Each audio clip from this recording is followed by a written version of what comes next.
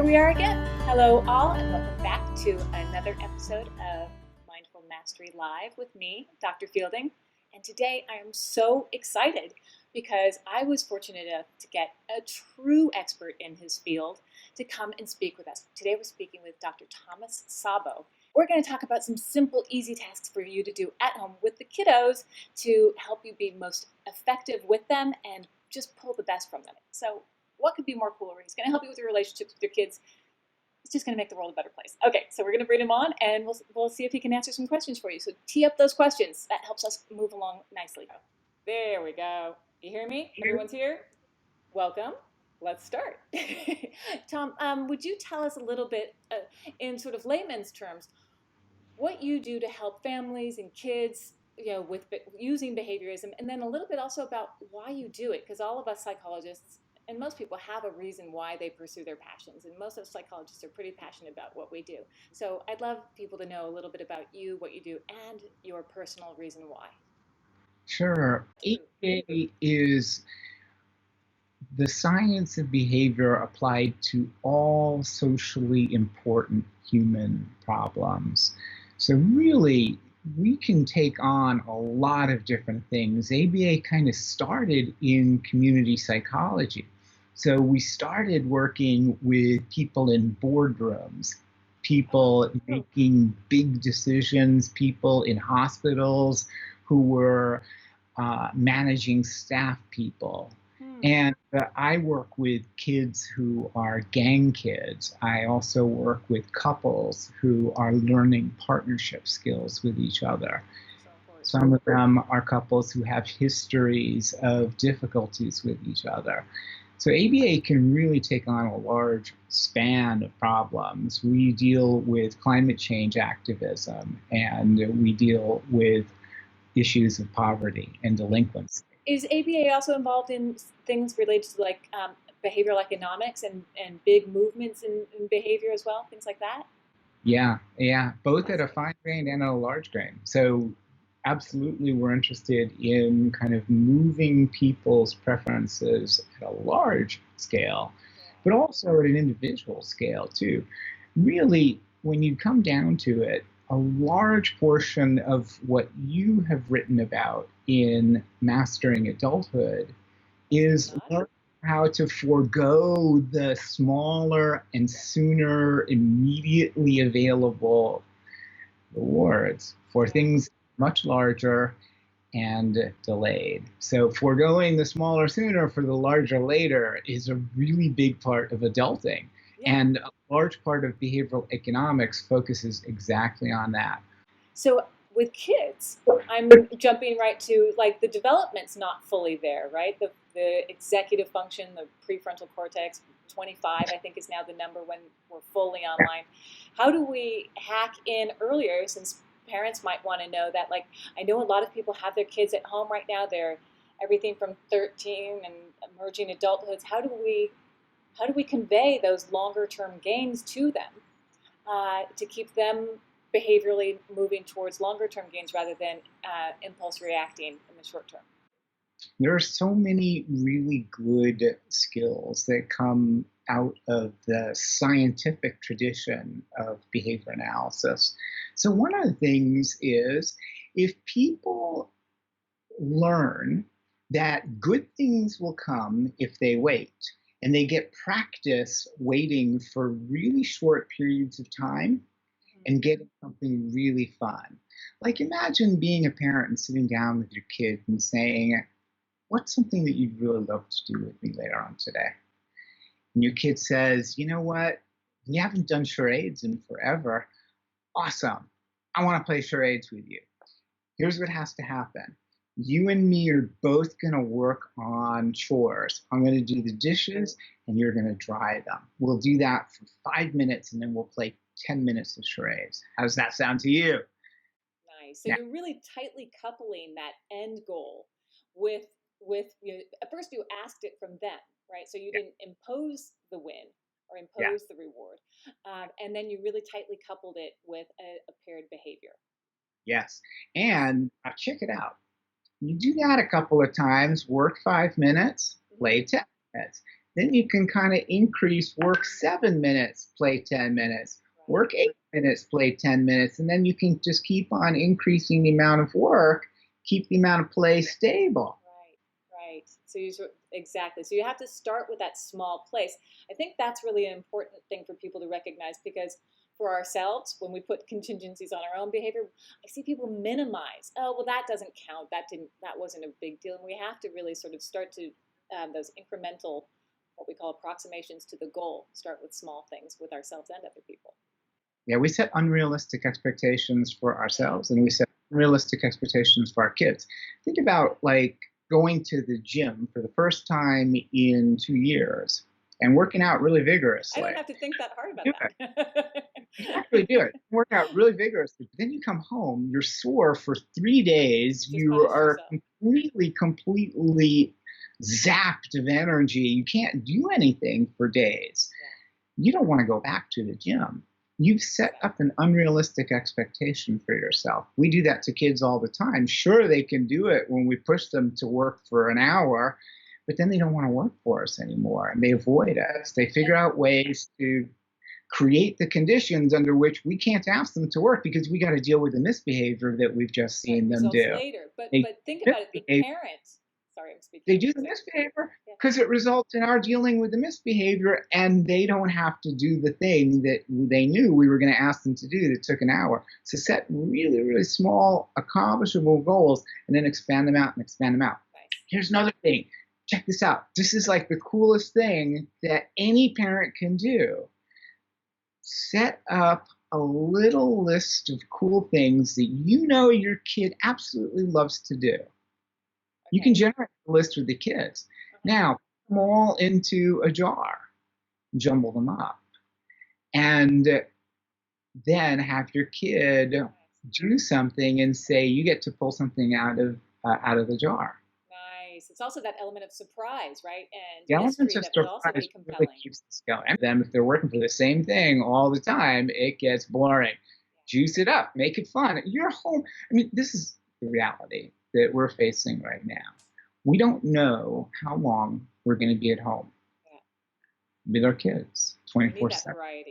We don't know how long this is going to go on. So we absolutely need to spruce things up and add a little bit of excitement and fun and unpredictability and playfulness into our home environments. That I want to just dovetail this one little piece in there, which is the parental reaction. Since I'm more of a big kid specialist, that parents often, and again, not being a parent, I always make the disclaimer that I haven't been in those shoes, but the hard part that I can see is the saying no and making the structure and doing all that means tolerating the discomfort of the child's unhappiness. And when you push and you get, like we said earlier, when you push and you get that immediate gratification that the kid did it and did it perfectly, but they're now pissed about it, you feel good as the parent. So you got rewarded and reinforced for that behavior, but the kid got punished. So it's effective for you, but it's not effective for them. Is that? You won the battle, you lost the war. Exactly. Thank you for framing it more simply. I hate those war metaphors, though. I mean, you won the point, but you got so winded in winning the point that you lost the tennis match. Yeah, better metaphor. Let's see if I have a question here. Slowing down as a family has actually been a gift. A lot of people are saying that too, right? That there's a whole new, not only, someone said this to me yesterday, a whole new relationship, not only to their children, but to the time, and a relationship to consumerism, relationships to other things in this time, that a lot of people are kind of really enjoying this time. So I'm happy to hear that. I hope more people can pivot into that place of acceptance and enjoying the time together. I skipped over my first question. What drew you to behaviorism? So that's a really interesting question. I was a teacher first, and this is kind of a long story. I was an absolutely unrepentant graffiti artist. I thought I was so bad. Apparently, the principal of my school also thought I was pretty bad, but not the same way I thought it. So they started getting me interviews for private school, and I did my very best to sabotage every single interview. But then there was this one teacher who asked me, why do you want to come to this school? And I said, well, I don't. And you don't want me either, and here's why. And I explained it to her, and she just said, wow, that's fascinating. Would you tell me a story about graffiti? Wow. So I told her a story, and she said, whoa. And then she asked me to tell her another story, and another story. And then she said, I have an idea. What if you were to come to my English class and get credit, school credit, for writing these stories down? Nice. I took her offer, and I wanted to be a teacher ever, because what she did for me was just mind-blowing, and I wanted to give that back to other kids. So that was my start. That's something, that story highlights that leaning into kids rather than telling kids part Yeah. also, right? The validation and inquiry part. What she did was she shaped my behavior. Now, shaping is something that we do in behavior analysis, and she very skillfully, over 18 months, shaped my writing behavior, from writing graffiti to writing short stories and plays and poetry. I'm a behavior analyst. I'm not a psychotherapist. I'm not a clinical psychologist. We practice a field of psychology that focuses on helping people change their behavior and change their environment to be more successful in the world. And clinical psychologists typically are working on slightly different goals. But inside of ACT, we're really very, very much in the same ballpark. We're interested in helping people move their feet. In ACT, the ultimate aim is to get people putting one foot in front of the other towards things that are deeply important to them and that enrich their lives. Goals are slightly different. Can you highlight for listeners and for me, what in a nutshell, what do you think is the difference between what, because people go to therapy and they have ideas about how therapy is supposed to go and what's expected of them, and sometimes I feel like I'm off track too. Like, I think I'm more in your camp. So tell us what you think the difference is. Psychodynamic traditions of therapy are interested in helping uncover deep, deep, deep historic things that happened in people's lives. And you're just peeling away layers of the onion with the idea that the insight will be the why. The insight will be important. In behavioral psychology, we're interested in the how and the what. Love that. Cognitive behavior traditions are interested in the how and what also, but they're interested in the how and the what of the way that you're thinking. If we change your thinking, change your mood. You change your behavior. Yeah. And then your mood will change. Yeah. Exactly. But from a behavioral tradition, from the contextual wing of CBT says, what if we change your relationship to your thinking? You don't have to change your thinking per se.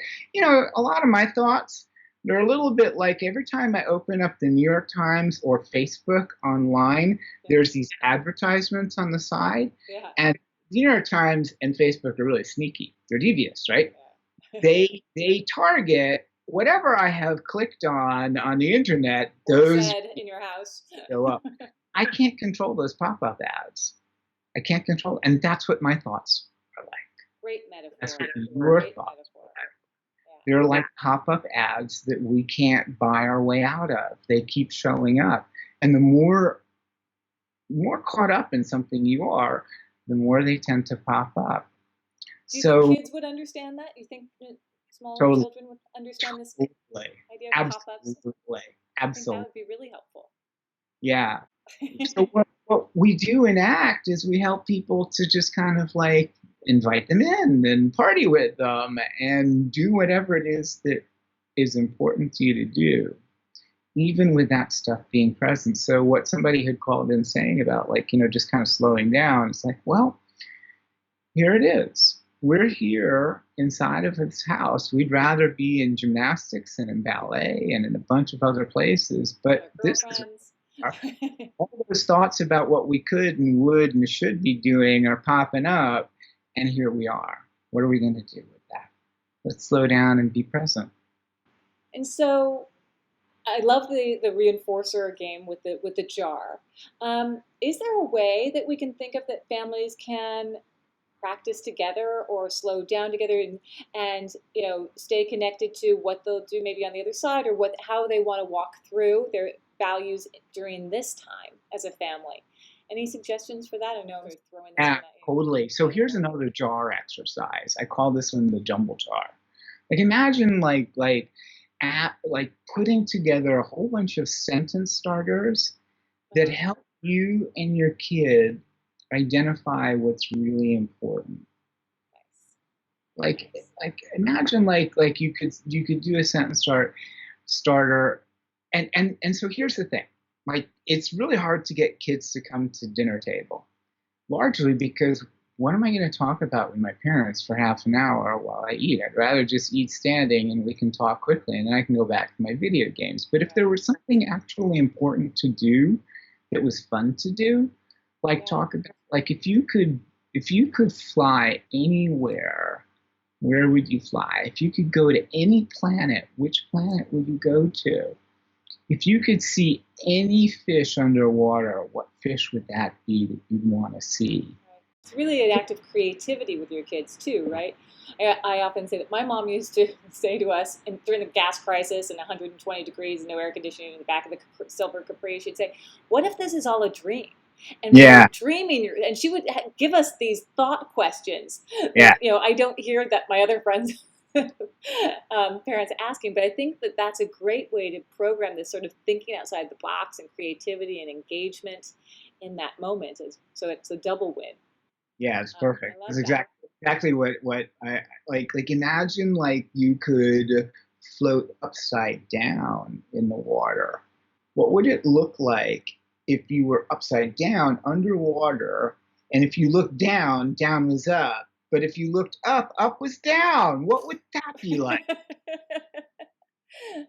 Exactly. So we're creating these, and that takes energy, right? It does take a lot of energy. So I'm always trying to think of devil's advocate, since I'm not a parent and I'm not there having to deal with every coming and going emotion. Do you have any suggestions for parents for how they can maintain their commitment to these longer term goals and values, and not give in to the immediate gratification of quieting the screaming child, or quieting the negative reinforcement, as we call it? Yeah, I got two. Like one is something I call 5 4 3 2 1. Like we all get triggered. We all get irritated. And the easiest way to get rid of an irritation is to cut it off at the knees. The problem is that when you cut your kids off at the knees, you end up making enemies of them. It's just like that thing we were talking about. You win the point, but you win yourself so much that you lose the match. Yeah, you can shut your kids up, but they just come back twice as hard later.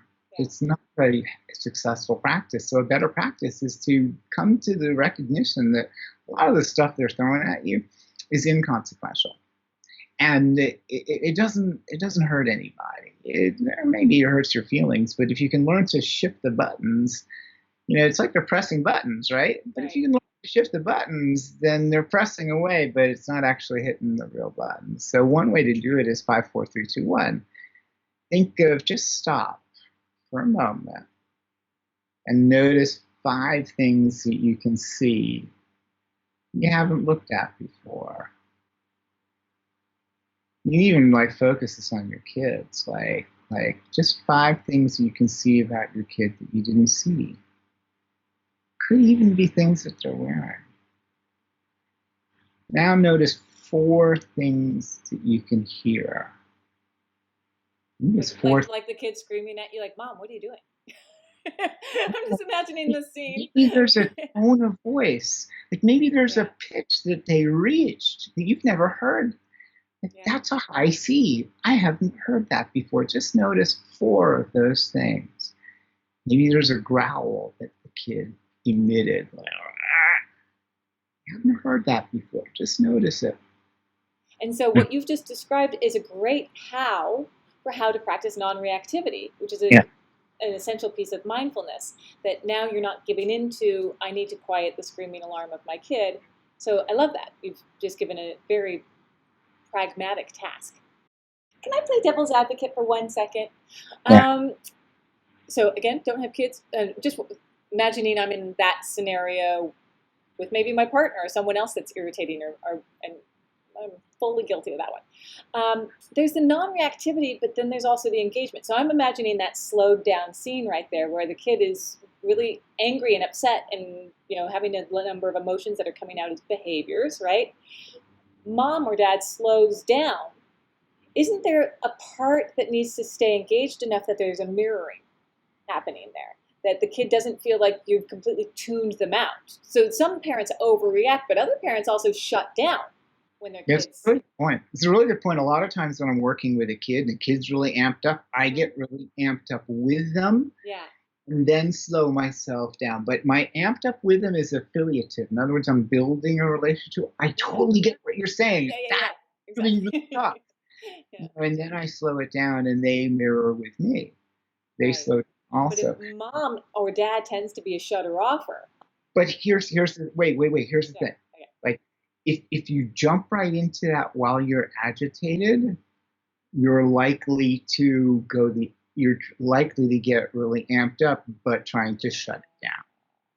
Now, what if you just pause when agitated for just a moment, and then find yourself in that sweet spot, that quiet, still place from which you can then re-engage, but re-engage with playfulness. I totally get it. This is really frustrating for you. Yes. Right. And that's the mirroring. That's the mirroring. Yeah. But before you try and go there, because I'm likely to blow it.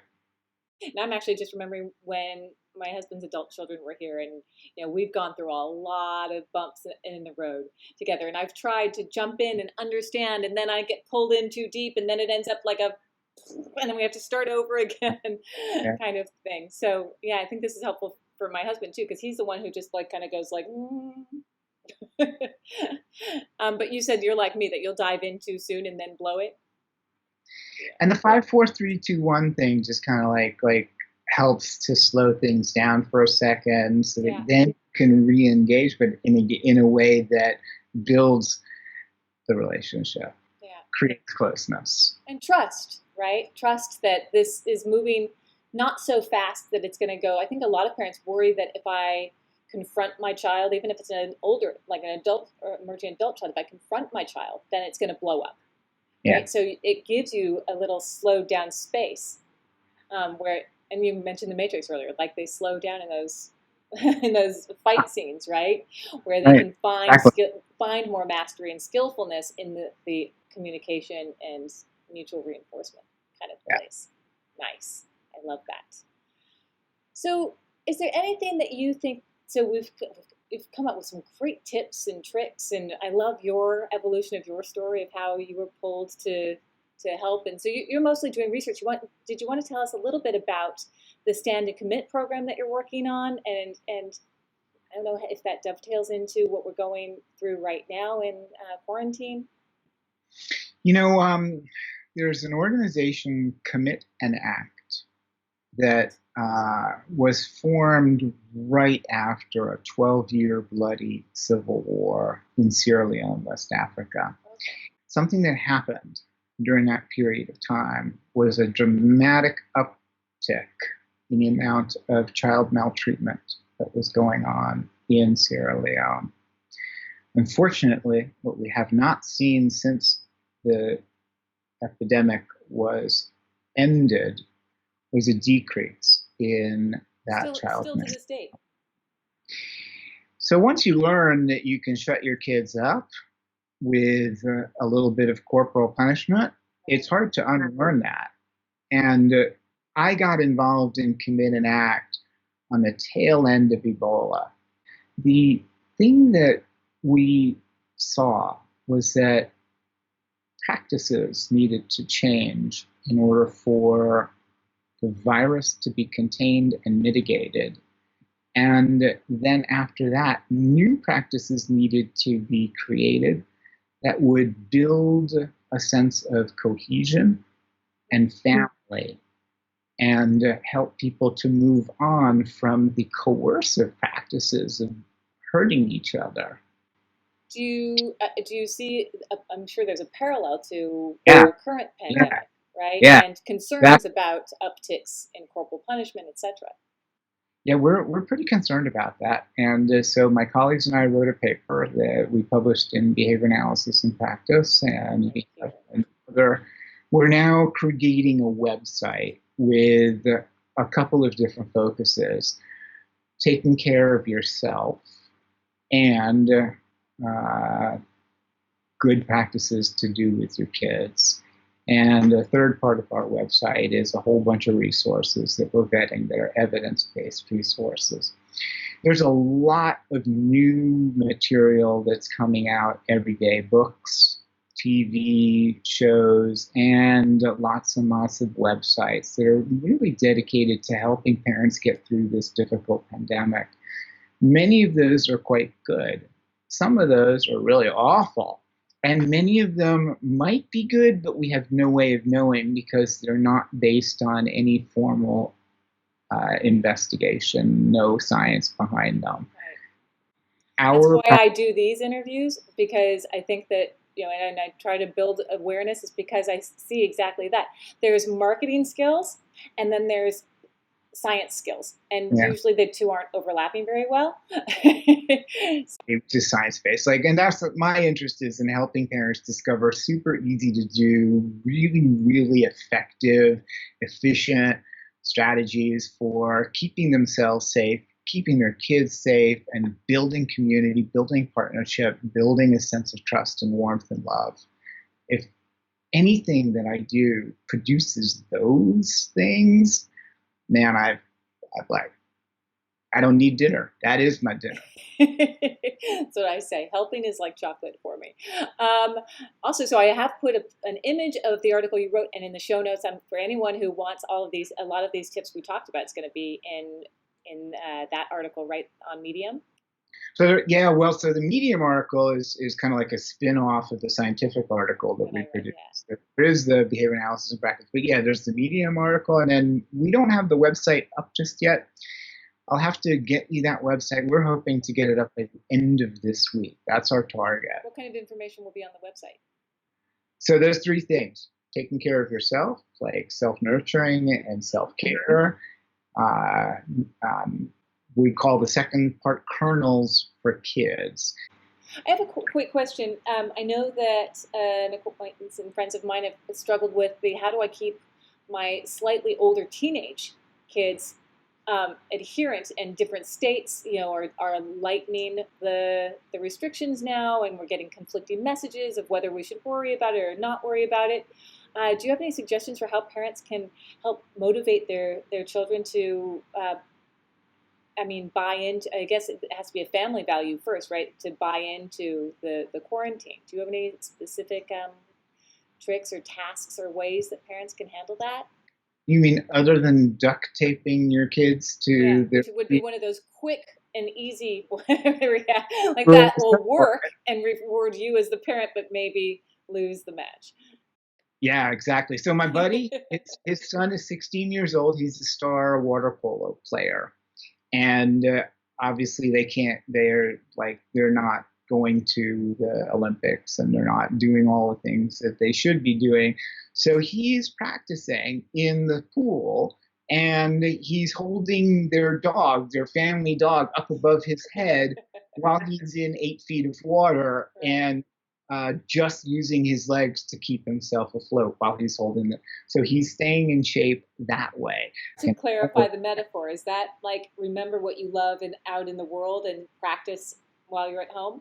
In other words, there are ways to do the things that you love, stay connected to what gives your life purpose, and retooling it for the current context. And I think that's probably a challenging thing for parents, because even a lot of adults don't know what they care deeply about. And so I think that circles back to the main message of acceptance and commitment therapy, right? And the work we try to do is helping people connect to what you care deeply about, and not getting stuck in the problem when you're what I call an overregulator. So you might feel fine.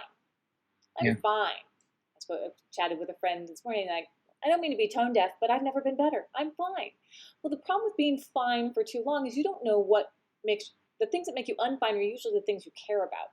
And if you're totally fine all the time, so I think that um, a lot of people I know and friends we know that when you lose all those distractions, all those ways that you are normally masterful and distracted in the real world, now is a really great chance for you to figure out what you care deeply about. So I guess for parents who don't know what they care deeply about, it might be hard to help your kids figure out what they care deeply about. You put that so beautifully. I love the way you said that, and that's so accurate. Like discovering your what for is really, really important. It's huge, and it's really hard to do. You can't just kind of like ask somebody, "What do you care about?" Google it.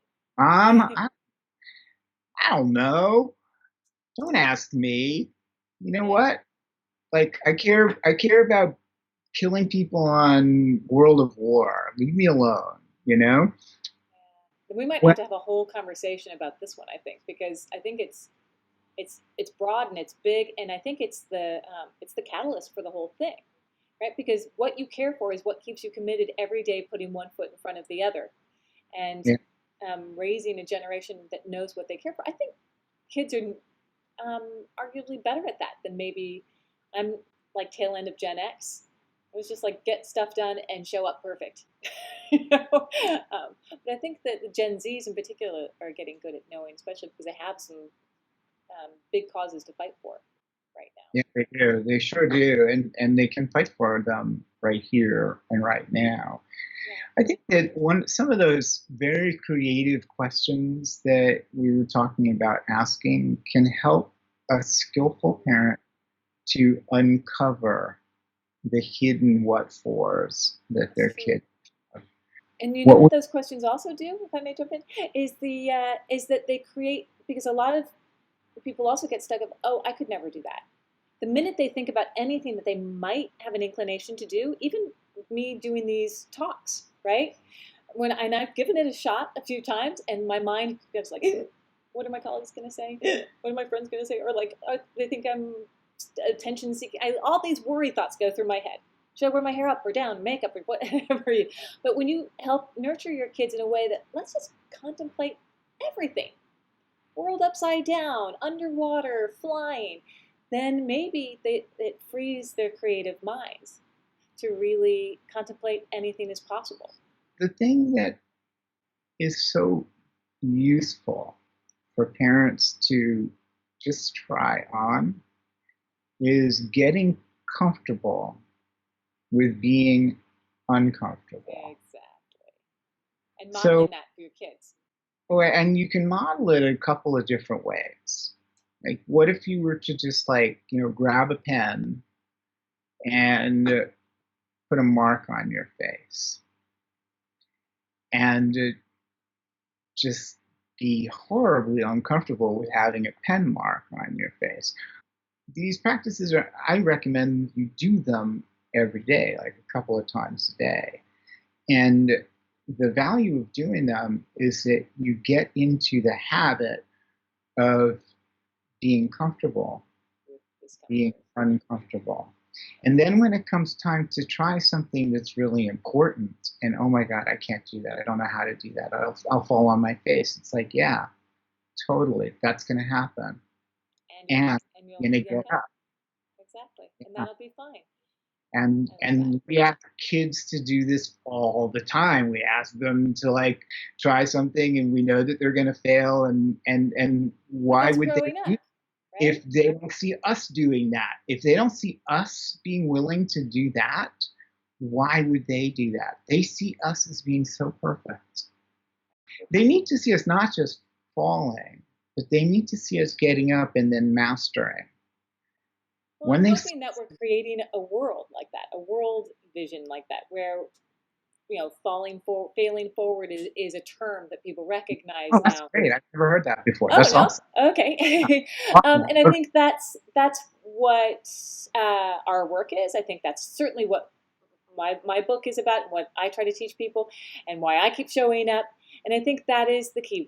At the end of the day, in a nutshell, what you teach, what I teach, is how to take that discomfort with us and allowing it in the service of knowing what we care about, in the service of building our resilience, in the service of building a life that we want, as we want our life to look like, and as we want our families' lives, for parents, modeling and inoculating children in this way, that they know that, okay, I can completely fall on my face, show up not perfect, and still strive forward, right? So the idea is not that we just completely 100% say, I don't have to try, because I see that error being made as well. It's still moving forward. Is there any information? So we're going to post and share that that article that you wrote that has a lot of great tips in it. We're going to also get that URL for the website that's going to have a lot of amazing information in it. I've got your Facebook page up on the screen if anyone wants to follow you and keep up with what Dr. Szabo's up to. Thank you so much for spending so much time with us so generously. Really appreciate it. And those were some amazing ideas. We're going to be resharing this.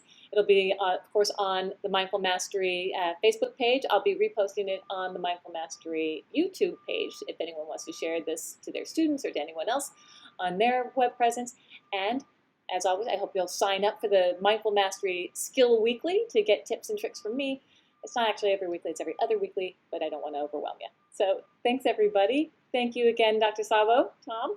Really Right on. appreciate it. Thank you so much for having me. With pleasure. Thank you.